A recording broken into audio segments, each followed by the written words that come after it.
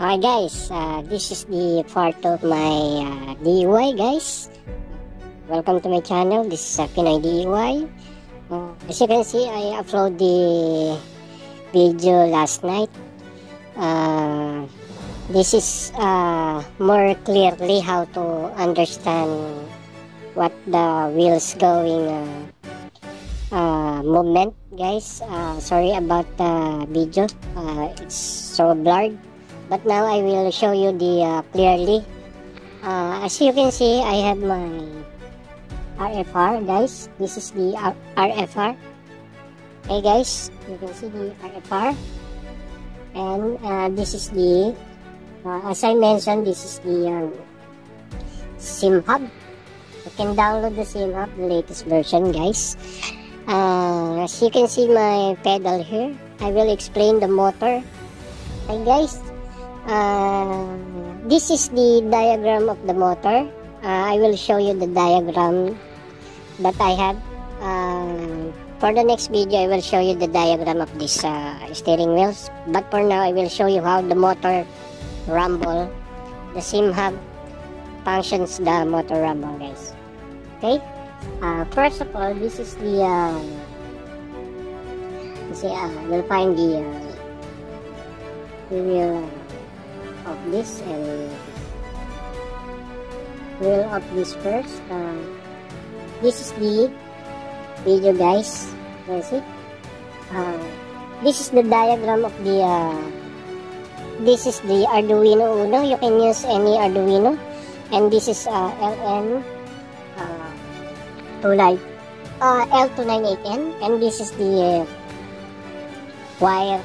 You can follow the wire diagram, and guys, it's very simple. You can then the rumble motor, you can buy the rumble motor into Shopee or Lazada.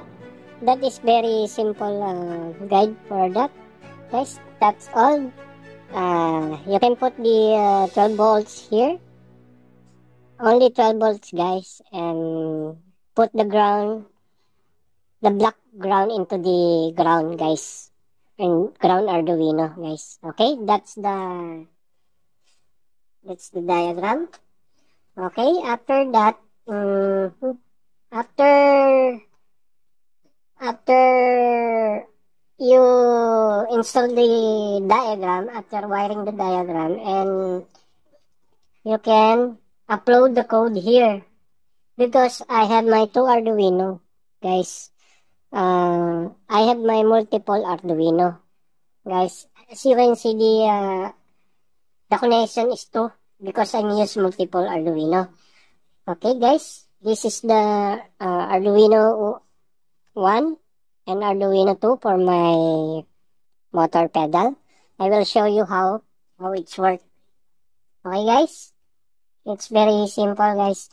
This is the motor setup, guys.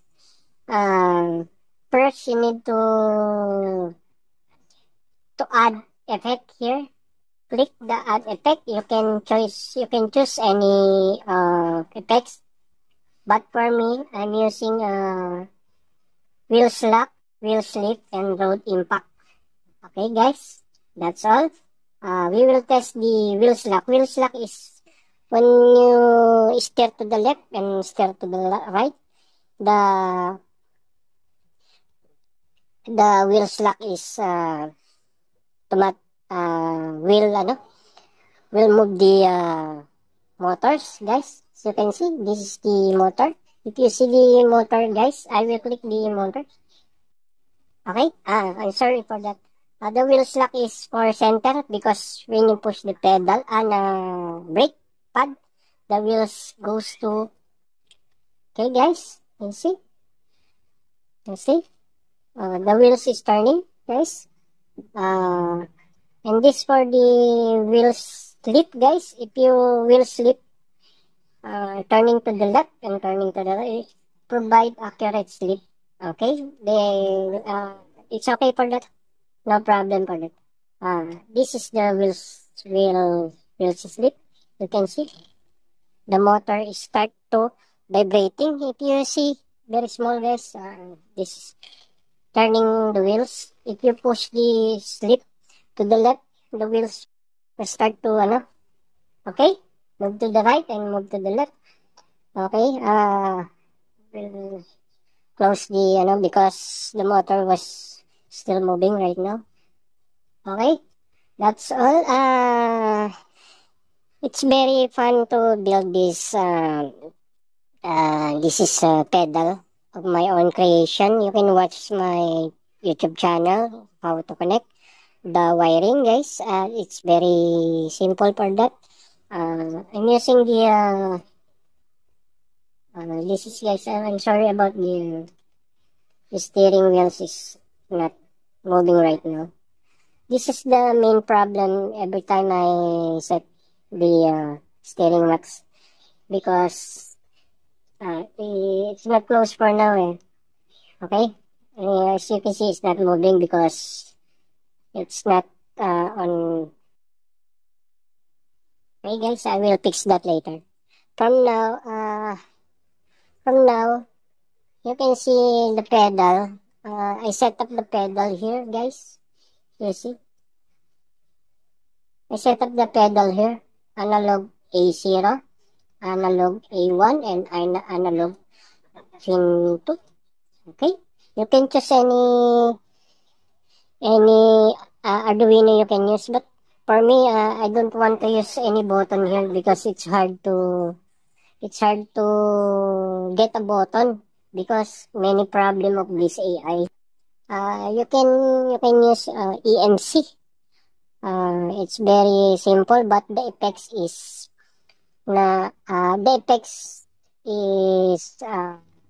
smaller.